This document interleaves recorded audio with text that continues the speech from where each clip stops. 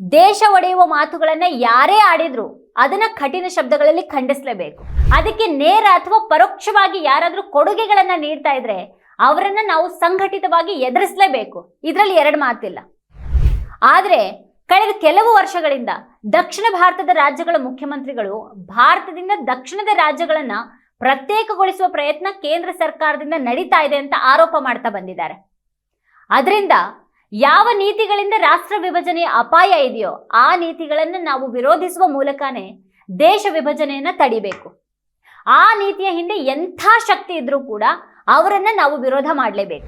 ಭಾರತದ ಒಕ್ಕೂಟ ವ್ಯವಸ್ಥೆಯ ಸಂರಚನೆಯನ್ನೇ ದುರ್ಬಲಗೊಳಿಸಿ ರಾಜ್ಯಗಳ ಭಾಷೆ ಸಂಸ್ಕೃತಿಯ ಮೇಲೆ ನಡೆಯುವಂತಹ ದಾಳಿಗಳು ಇಂಥ ವಿಭಜನೆಗಳನ್ನ ಹುಟ್ಟುಹಾಕುವಂತ ಸಾಧ್ಯತೆಗಳಿರುತ್ತವೆ.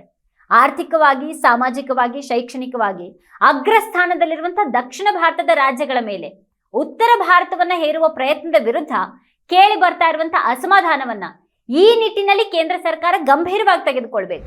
GST ಹೇರಿಕೆಯ ಬಳಿಕ ರಾಜ್ಯಗಳ ತೆರಿಗೆ ಹಣದ ಪಾಲನ ಕೂಡ ಕೇಂದ್ರ ಸರ್ಕಾರ ಕಬಳಿಸ್ತಾ ಇದೆ. ರಾಜ್ಯಗಳಿಗೆ ನೀಡಬೇಕಾಗಿರುವಂತಹ ಪರಿಹಾರ ಹಣವನ್ನ ಕೂಡ ಕೇಂದ್ರ ನೀಡ್ತಾ ಇಲ್ಲ ಅನ್ನುವಂತಹ ಆಕ್ರೋಶ ದಕ್ಷಿಣ ಭಾರತದ ರಾಜ್ಯಗಳದ್ದಷ್ಟೇ ಅಲ್ಲ. ಪಶ್ಚಿಮ ಬಂಗಾಳದ ಮುಖ್ಯಮಂತ್ರಿ ಮಮತಾ ಬ್ಯಾನರ್ಜಿ ಕೂಡ ಕೇಂದ್ರ ಸರ್ಕಾರದ ಮೇಲೆ ಇದೇ ಆರೋಪವನ್ನು ಹೊರಿಸ್ತಾ ಬಂದಿದ್ದಾರೆ. ಕೇಂದ್ರ ಸರ್ಕಾರ ಆರ್ಥಿಕವಾಗಿ ಕೇರಳದ ಕತ್ತಿಸುತ್ತಾ ಇದೆ ಅಂತ ಕೇರಳ ವಿಧಾನಸಭೆ ಶುಕ್ರವಾರ ನಿರ್ಣಯವೊಂದನ್ನು ಅಂಗೀಕರಿಸಿದೆ.